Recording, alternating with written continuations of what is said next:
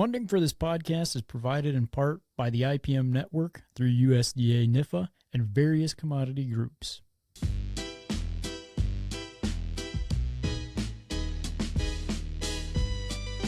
The I See Dead Plants podcast shares the stories of people and plants, pests and pathogens, and the conflicts among them. Join us as we speak to the folks who attempt to solve complex problems with plants through pest management research. I See Dead Plants is an extension-based podcast created by the Crop Protection Network and the North Central Integrated Pest Management Center. Music written and recorded by fellow plant pathologist Sean Toporek and hosted by Ed Zaworski.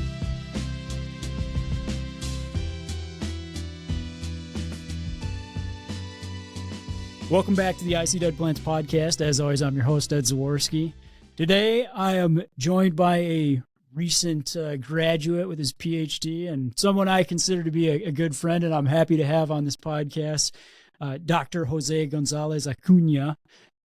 I got that right? Yes. I didn't ask you. I haven't done this in a long time, but here we go. So Jose and I are going to be talking about his PhD thesis work, which was on frog eye leaf spot and some more in-depth aspects of predictive modeling. So if you recall, if you've listened to this podcast for a long time, I did do an episode on predictive modeling with Dr. Damon Smith. So if you want, maybe you could go back and listen to that one as a refresher. And we're going to do a little bit of a deeper dive, I think, today with Jose. But just a little bit of background on Jose, as we always do. He got his bachelor's at the University of Costa Rica in agronomy and his licenciatura. So Jose, I'm going to have you explain what that was. I found this really interesting talking with Jose right before we started recording. And the way that I understood it was that basically Jose specialized in a certain area within agronomy with this kind of extra couple years of schooling, right? So, yes, well, thank you, Ed. I'm very excited to be here. I've been a fan of the podcast for a while now. But yeah, licenciatura, it's kind of It's a thing in Latin America. I think most countries have it, but it is not a thing in the US. Yeah. Basically, what it is like after you finish a bachelor's degree, you take more classes, take extra credits that some of them are required and some of them are optional. So you could use that time to focus and learn more about a specific topic. In my case, I did biological control of diseases and integrated pest management, sustainable agriculture, that kind of thing. But at the end, the licenciatura degree also says agronomist. So it's kind of broad, but it gives you the opportunity to decide what do you want to learn more on top of your bachelor degree. Yeah, that sounds amazing. I wish that was, more of a thing. And who knows, maybe in the future. But kind of building off of that, Jose, I wanted to ask you, how did you end up studying plant pathology? Well, how much time do you have? As much time as you want. I think it started, all this path started back in my undergrad when I was doing agronomy. Back in Costa Rica, in our last semester of our program, we have a class that it's called Productive Systems. Well, thing is that in that class, you're in a group with friends or colleagues, and you have to put together a project where you invest your own money and you have to grow a crop or do something related to agronomy. And in our case, we did jalapeno pepper. And so it was me and 4 other friends. And we had like about an acre of jalapeno, which was a lot of plants of a lot of jalapeno. And basically we split tasks among the group, and I've always been a little like with my OCD. I've been good in organizing tasks and those kind of things, but also I was in charge of the plant pathology side of things. So I was in charge of doing the spray program for the crop. So that was my first exposition or exposure to plant pathology. And it was quite an experience because I wanted to treat everything with biologicals. And then one day I just came to the field and the whole crop was white, full of powdery mildew. So I was like, okay, well, now we have to bring the big guns. And that was like a good lesson. It ended up being a very good experience, and we did well, and we were able to get back our investment because we were putting our own money there. So we were able to earn a little bit and pass the class, which was the most important thing, and graduate from agronomy. But then after that, I did my licenciatura program, which I had the opportunity to work with my plant pathology professor back then in UCR. UCR, I mean University of Costa Rica, because some people could get confused with University of California, Riverside. Yeah. But yeah, when I say UCR, I mean University of Costa Rica. And he had a project with the equivalent of the USDA in Costa Rica, where they wanted to test the effect of some biological products and botanical products to control a disease on black pepper. This time, pepper, I mean black pepper, the spice. Oh, yeah. So there's a disease that affects the seedlings when you reproduce the plants. So we did some tests with that, and I took more classes, but my focus was mostly on plant pathology. So it was a mix of interest and also kind of luck that project was there and that we had to do those things. Well, then in 2020, I joined Dr. Gleason's lab, where I officially started working on plant pathology full time. So, and I know Dr. Gleason did an exchange. It's still going, right? The exchange program between Iowa State and Costa Rican students. Was that part of the? So the exchange or intercambio in Spanish, I'm glad you brought it up because it's a really interesting thing. There's actually a publication that's in Hort Technology from 2017 or it's led by Mark Gleason, and on the impact of that program has had, because it's been on since 1999. So it was an idea a bit of him and also a plant pathologist from Costa Rica, Dr. Felipe Arauz, which actually was the first person that talked to me about predictive modeling for diseases in Costa Rica in 2013. 14 or 13, yeah. So this program, basically they bring students from ISU to Costa Rica 1 year, and I think it's during spring break, and they show like the farming landscape and farming operations, and they go to research stations and also a little cultural exchange. And then the next year, the group from UCR come to Iowa, and they go around and look also the farming systems up here. That's connected to my story because back in 20... Time flies. Time flies. People will realize how old I am now. But back in 2017, I wanted to be part of the program, but in at that time it was based on a grade system, and that year was very competitive, and I didn't have the best grade compared to the whole list of people. So I think I didn't make it to the main list. I was like first or second in line. And I was like crossing my fingers to be able to come.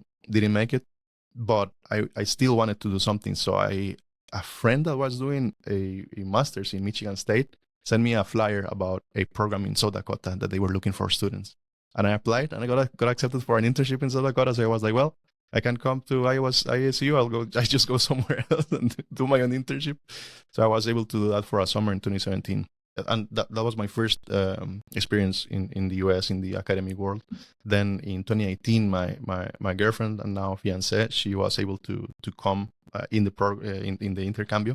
I think in that same visit, she was offered a summer internship for the next year with Dr. Gleason. He had a project on cucurbits, so she came in 2019 for the internship in the summer. And then by the end of that internship, Dr. Gleason was getting closer to retirement, but he got two big grants to work on apples and cucurbits, and so he offered a master's program to her, and he was also looking for a person to help him with the coordination of the projects. And at that time, I was working in the industry. I worked in the industry in Costa Rica for 3 years. And my role, it was interesting because at the beginning, I was just marketing sales rep, and I was trying to develop a market for some biological products for a company. But then they quickly gave me a lot of tasks in a way that I ended up being in charge of the whole operation in Costa Rica. So I was doing product importation from Europe, marketing, organizing field days, setting up annual budgets, keeping track of sales. Like I was doing everythingology kind of thing. And because it was a lot on me, I started taking a business class, a program on business administration, because I was like, okay, I need help. And then at that time, when I was taking those classes, I was reached out by Mark, and he said that he was looking for someone, and in the interview, it was clear to both of us that what he needed, like the skills that I was developing, that I have been developing for the past 3 years, was what he needed in his program. So he offered me the position, and I came in 2020, and then started working with him in his lab as his lab manager and project coordinator. And it was a good time because I came like 3-4 weeks before the pandemic broke out. So interesting time. I did not know all that backstory leading up to it, so that makes a lot of things are adding up to me now. Yeah. As far as things that I know about you, there's a lot of serendipity and being there at the right time and the right moment. But I wanted to ask you kind of along those lines. I know I don't want to get too far into it because it'll distract from the main event here, the frog eye leaf spot. But I know that, you mentioned Dr. Gleason's lab was working on the intelligent apple sprayer and the cucurbit mesotunnel projects at the time. Yeah. And so I know we could talk, hours and hours. And I did talk to Mark for a couple of podcasts way back, if you want to check those out, folks. Just briefly, I kind of wanted to ask you again, I didn't realize all the interconnectedness, how, you worked with somebody who was working on modeling even before any of this happened. But what role did that work that you did with Mark, as far as the city blotch and fly speck work or the cucurbit work, play into your current work that you did on frog eye leaf spot and the predictive modeling project you did there? Well, it helped a lot because in the cucurbit project, I had to get my pesticide applicator license. So it helped me learn a lot about the crop protection products and that world in the US, which is different from what we have in Costa Rica, at least a little bit. And then for the apple project, that was a very interesting project. They were looking at the intelligent sprayer, which is this new sprayer that kind of saves sprays by using lidar. But the other component of that project was using a warning system, which is a very simple warning model for sooty blotch and fly speck. So it was a combination of the intelligence sprayer and the model to basically reduce fungicide applications and hopefully have the same production outcomes and have good fruit quality and those kind of things. So that was my first interaction with a warning system or a predictive model that is actually applied to a farming operation in a research setting, but to be more conscious and be more efficient in the use of fungicides. So that kind of prepared me first for then what was to come, which was huge. Yeah, like I said, I did not realize all of you had some nice stepping stones leading up to this project. I did not realize how interconnected a lot of it was. So that's that's really cool backstory into this, and it all kind of explains why, from my view outside looking in, like why seemingly to me you've excelled in this. I know I hear nothing but good things about you from your and my colleagues. So, but yeah, so Appreciate congratulations on all that, and congratulations on your recent defense and getting your doctorate and all that. So appreciate that. With that, Jose, let's get into the main event. Yeah.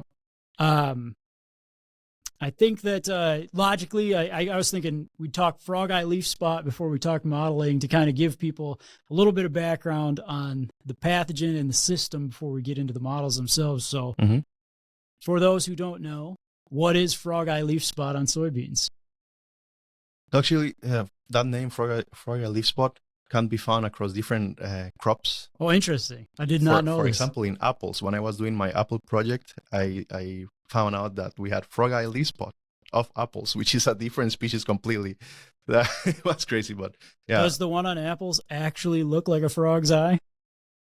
there might be a species of frog that probably has an eye like that. But yeah, so in soybeans, it's caused by a fungus called Cercospora sojina or sojina. This is a very common disease throughout the U.S. It's present from the southern states to the north. It's a pathogen that can survive in previous seasons debris or plant tissue from previous seasons. Also, it produces spores, so it can travel across a field and across fields through wind and rain splash. So it's a very interesting disease because it's hard to predict when it's going to be problematic. Most years it's not, but then we have a year like 2018, I think it was a very bad FLS year. What damage does it cause to the plant itself? So mostly it develops these lesions that, again, somebody realized that it looked like a frog eye. And I don't know if I agree, but same, I don't know. So basically it causes these lesions that they look, they have a brown reddish edge and a grayish center. That they can, if the conditions are good for disease and the host is susceptible, just bringing in a little bit of the disease triangle in here, we will see these lesions grow and even coalesce together, and they basically damage the leaf, the photosynthetic actively tissue of the plant, which is basically the engine of the plant to make in this case grain and yield. Also, these lesions, if you look on the underside, you will find a fuzzy growth on the below part of the lesion, which is the sporulation. So you will find out that in a few days, if the conditions are conducive, you will find a lot of spores that will kick off several infection events, which is part of the nature of this disease, which is polycyclic. If the conditions are conducive for it to keep infecting new plants.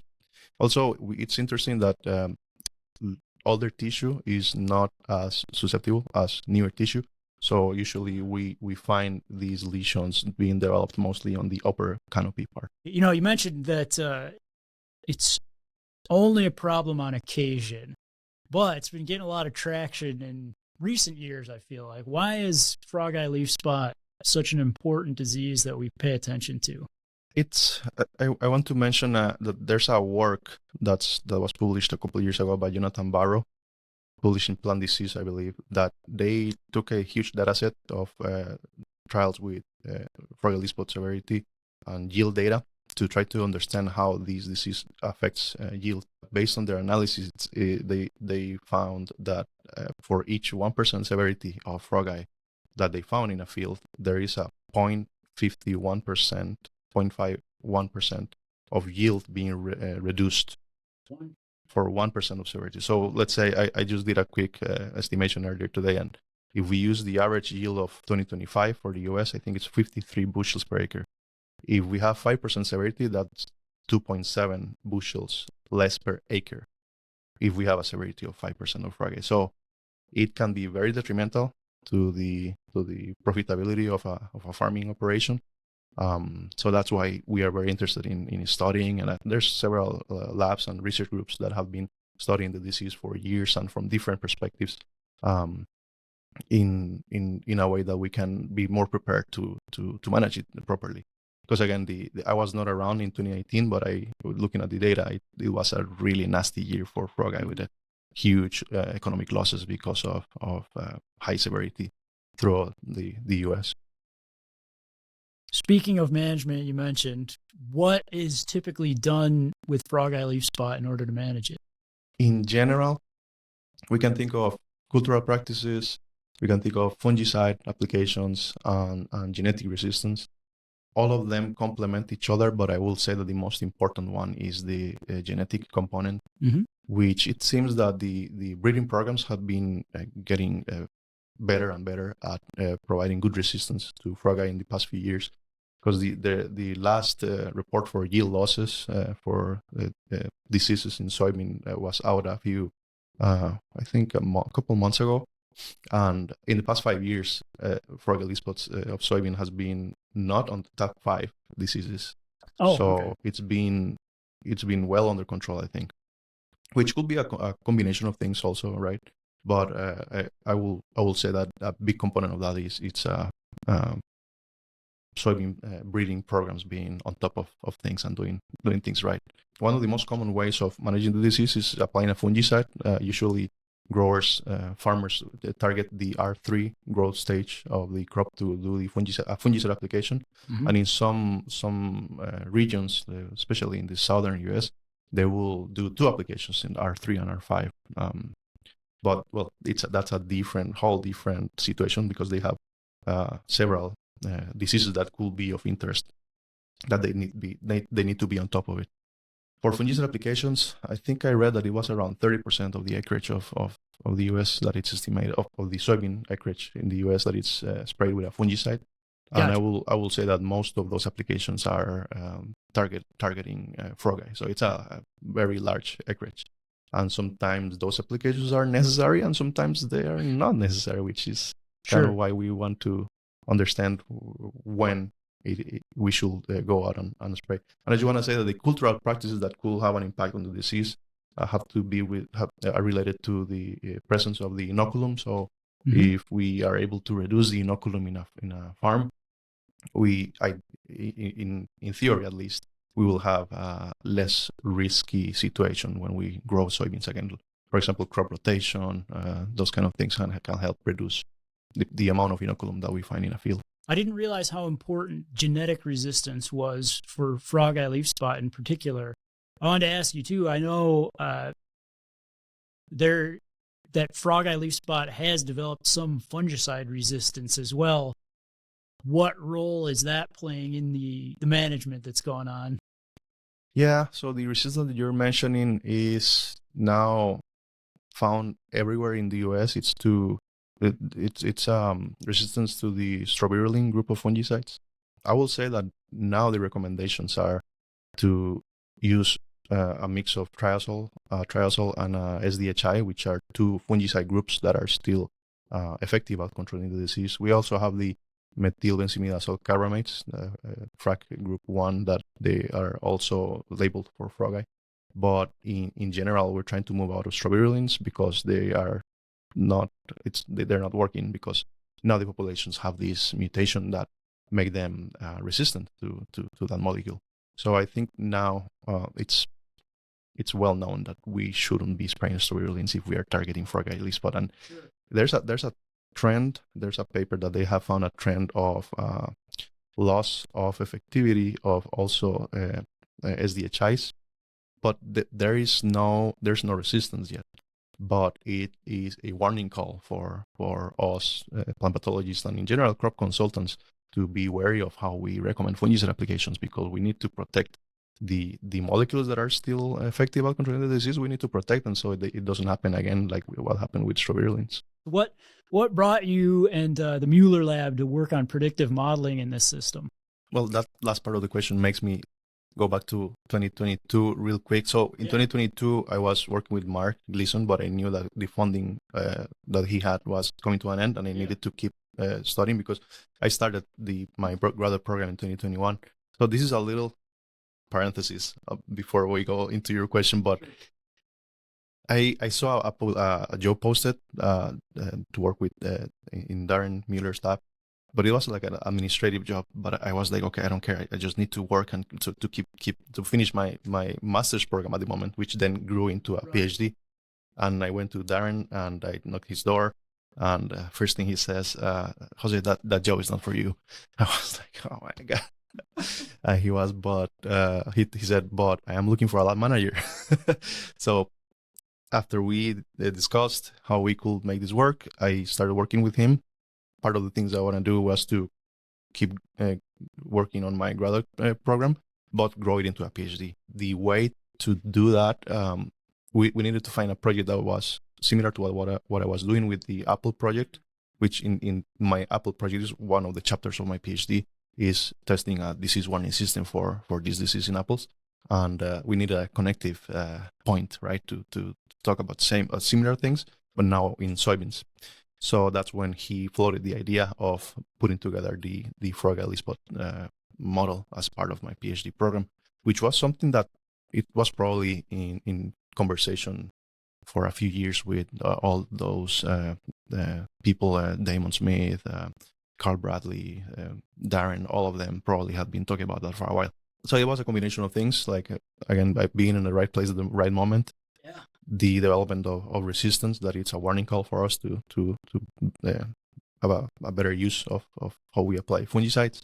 And also, I think it's one of the main objectives of a predictive model or a decision support system is to have information-based knowledge, so we can make the best decisions possible. So we can do several good things while making these decisions. For example, in this case, we could save money if we don't spray a fungicide when we don't really need it, which is great. But we also are reducing the exposure of fungicide to the fungal populations, which is one way of reducing the risk of resistance to fungicide in those fungal populations. Yeah, it's one of the many things that in doing this podcast I get really excited about is predictive modeling in general, because as an extension pathologist for a lot of years and going out to field days, like one of the things that I've always felt like, I don't know, the most self-conscious about is, if somebody asks you, how do I know if this disease is going to be a problem this year, next year? And as a plant pathologist, you're like, you don't. You have to be ready. You have to scout actively, and you have to do, there's a lot of legwork that goes into this. And that's why this stuff is kind of cool. It's another tool in the toolbox, and it's another aid for people to use to really understand these diseases, which are diverse and do a lot of different things and have a lot of different optimal conditions. So I think it's such important work. But that's a great point, because something you mentioned that about if someone asks if it's going to be say a bad year for frog eye, even with having a predictive model for a disease, it's not even a silver bullet. Absolutely, yes. Because there's a lot of variables, and we're when we put together a model, we're trying to simplify things in a way that are a good depiction of reality, but at the same time simple enough so we can use it, so it's usable and applicable to something, like do a fungicide application or not. But again, it's not a silver bullet. There's a lot of variability, and each farming operation it's different. There's variance on the genetics that you're using. So there's a lot of variables. It's better to have more information than less. Yes. But it's still it's just that one tool more, again, in the toolbox of IPM. Yeah, exactly. I'm glad you mentioned particularly the silver bullet. I've been listening to the last week. I've been listening to a few of the shout out to my sister podcast on Crop Protection Network, War Against Weeds. That's their motto is silver bullets are for werewolves. And absolutely, there's no silver bullet. But man, just to have something that can give you a clue is it feels good to know that there's something to just at least give you a high sign to go out and look and make sure. But so I guess all that being said, like the first question I wanted to ask you about the project with the predictive model is, what is the goal of modeling in this pest system? And perhaps we've already touched on it, but this would be a good way to just bring it back and frame it back in before we proceed. Yeah, I want to use an example. Like in general, a predictive model, you want it to be, again, a good description of the reality of some phenomena or something that you want to explain. I would like to think about, like, for example, here in Ames, last night we had a tornado warning, which I am very glad that there's a warning system that tells you that there is high risk of that happening, because if not, you were just sitting in your living room and then all of a sudden everything is flying around and then you don't know what to do and you cannot prepare. So, using the same example, if your phone, sometimes the weather app tells you that there's a chance of rain and then it doesn't rain, it missed it. But at least you had a warning that you can plan accordingly, and you're not just out there and not knowing what to expect.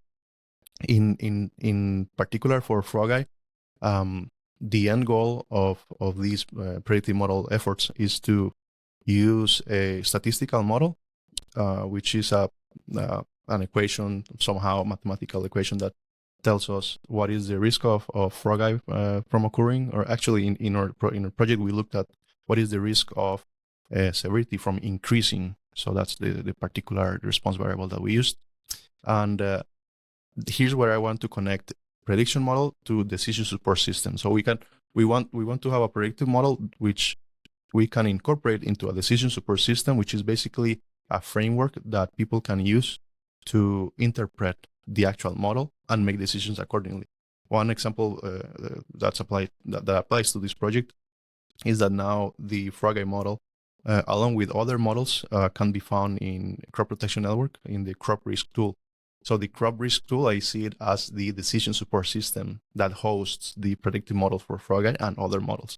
And that's a very cool tool. If you haven't seen it, I highly recommend that you go and check it out, because you now can just go in and put in a location with your coordinates and pick a date, and then you see what the risk for FLS severity to increase is at a given space and time. And also now the new website shows a projection of, I think it's like 10 or 12 days ahead. So you can even plan ahead to see if given the weather forecast, if the risk is estimated to grow, to decrease, or to maintain. So it's a very useful tool. I don't know. I think so. Interestingly enough, when I was reading your publication, that was the first time I had encountered the Decision Support System, or DSS short. So, well, perhaps let's try to save that, because I think talking about the models first will help kind of build into that decision support system. But that's such a cool concept that I'm surprised I haven't heard other papers about that concept. But it's such a cool concept. But I wanted to bring it back for a second to, you made the perfect analogy for predictive modeling in severe weather warnings, right? Because you run it, in just talking with farmers or talking with, company reps, there's this sort of boy who cried wolf stigma around predictive modeling, right? Like, where it's like, if it didn't give them the information that they wanted one time, I'm not trying to throw anybody on the bus. I'm just saying, like, this is human nature, right? Like, that's why I wanted to bring it back to that tornado warning, because, I think if you, as a human being, if you've grown up in the Midwest and you've seen tornado warning after tornado warning, you're tempted to say, oh, well, I've seen this 1,000 times and there's not going to be a tornado. There hasn't been. I always get these warnings. But it's important that we heed those warnings every time, because there could be a tornado. And if you have time to seek shelter and go into a basement, you're going to be, you're going to be speaking high praises about those warning systems. I just think that I guess what I'm trying to say is, I think it's important that we use this tool and we heed the warnings, even though sometimes those warnings might not pan out, right? Like, there's a lot of similarities, especially since you're measuring the weather as part of these predictive models. But that's a good analogy. I didn't anticipate that, and I think I'm going to be holding on to that one as far as how I think about predictive modelings. And I'm going to try not to get so mad at the weather person when they say it's going to rain and it doesn't, or vice versa, because this is kind of the same idea of what they're working with in order to make these predictions. There's a lot of variables that go into it, and so yeah, like I said, let's get into let's take this deeper dive into predictive modeling. So, Jose, your publication talks about several different types of predictive models, and I was unaware of the different types of predictive models. I knew that there were predictive models, and that was about the extent of my knowledge. So what are some of the types of predictive models that we can use? Yeah, there's a lot of different categories of models in general. in the realm of predictive models, you can find, I would like to talk about two classifications. Yeah. One from how the model is developed, and the other one how the model is used. So from the origin of the model, we can think of two types of model. One is called mechanistic, which is basically based on theory. So basically you understand life cycle of a disease, for example, and then you can use a component of that life cycle to develop a predictive model that can be applied to a farming setting or a real life setting that somehow it's a good description of what we need to predict. The other approach is an empirical model, which is what we did for Frog, which is using historical data to run equations, find the best model, and then throw that model out there and ask it like, hey, go and predict. And then we evaluate how good it is at predicting, which is the validation part. That drives me to the how the model works. So for when we put together a model, say mechanistic or empirical, then we can have a model that always spits out the same output if you give it the same input. So if you develop a model that uses two variables, and then the values of those two variables are the same, and they give the same output all the time, that's a deterministic model. So there's no variation. But then we have the stochastic model, which is a fancy word for kind of randomness, which has a component that adds variation to the output. So you could give it the same input, but it could have different results. So in our case, for the Frog model, we have an empirical model because we used historical data back from 2015 to 2024 across 15 different states to find which model explains best or predicts best the increase of severity of Frog. And then it's deterministic because at the end it always gives us the same risk probability or risk probability of the increase happening. So it will give us 70% risk, 50% risk, whatever. But so that was the approach that we used. Gotcha. So going back to this, it was deterministic and imperialistic, right? What are like some situations where you might choose? Why did you choose the one that you chose, basically?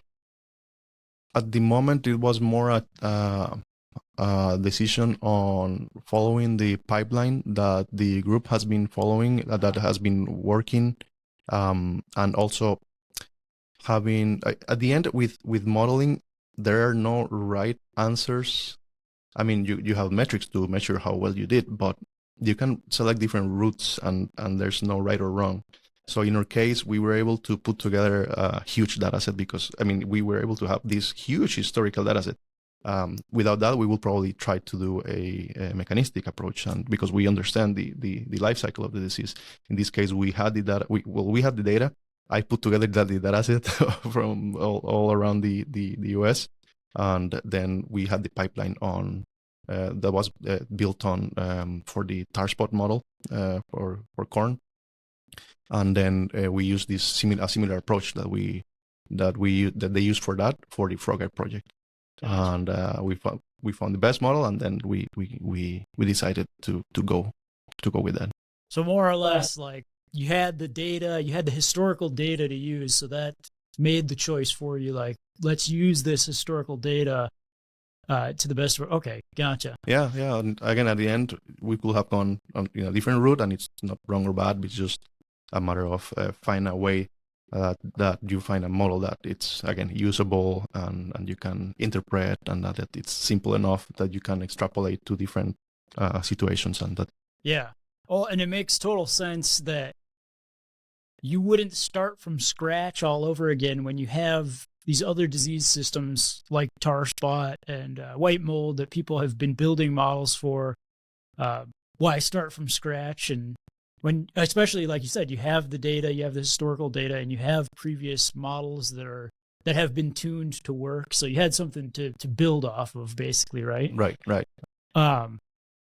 I wanted to ask you, Jose, there was a lot of terminology that I always kind of have fun with this when I'm doing the background reading, especially if there's a lot of acronyms in a paper. Like I,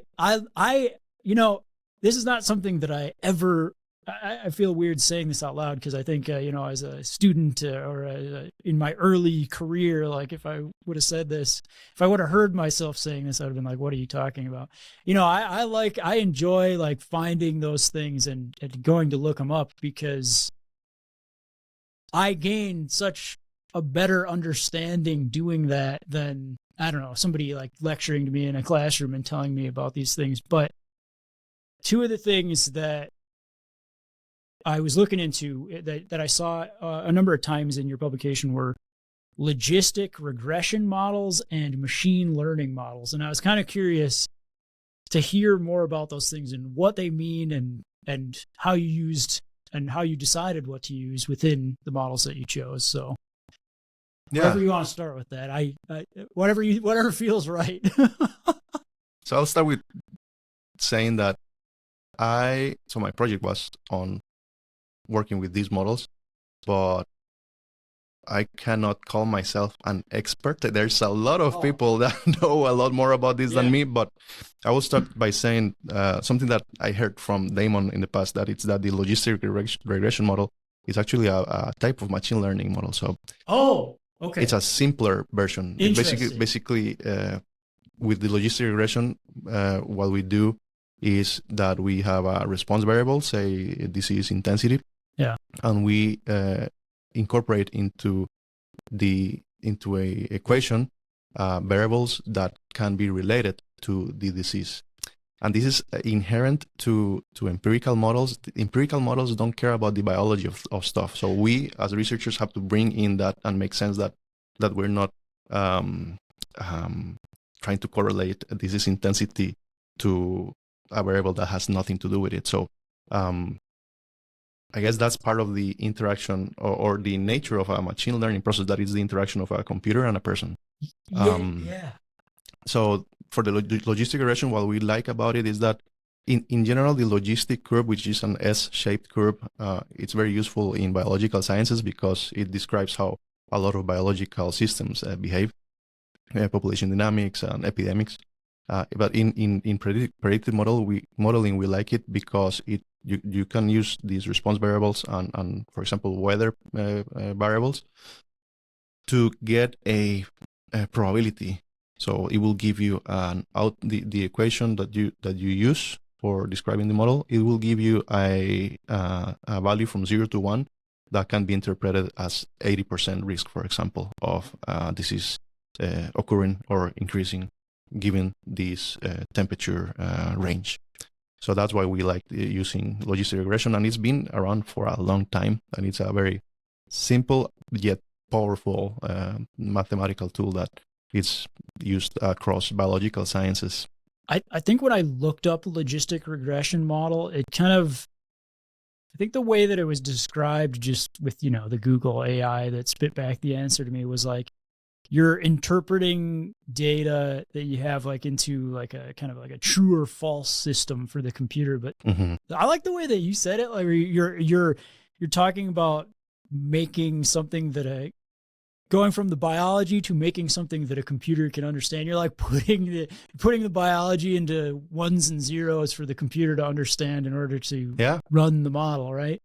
So that's a good point. Just to point out that that's a good point. You said coding. Basically, we in our case we gave a value of 0 when we found in our data set that there was that we didn't see an increase of severity of frog eye in a location in a trial, and then we give it a value of 1 if we saw an increase of severity. So that 0 and 1 can mean whatever that it's significant to the pathosystem, to the disease that you're trying to model. So again, at the end, the human and the researcher has to bring in what is significant to what you're trying to model. So I also saw, the words ML or machine learning model being thrown around a lot. What does that mean in general? Again, it was a surprise to me to learn that logistic regression was also considered machine learning. But nowadays, if you say machine learning, you're talking about way more complex models than logistic regression.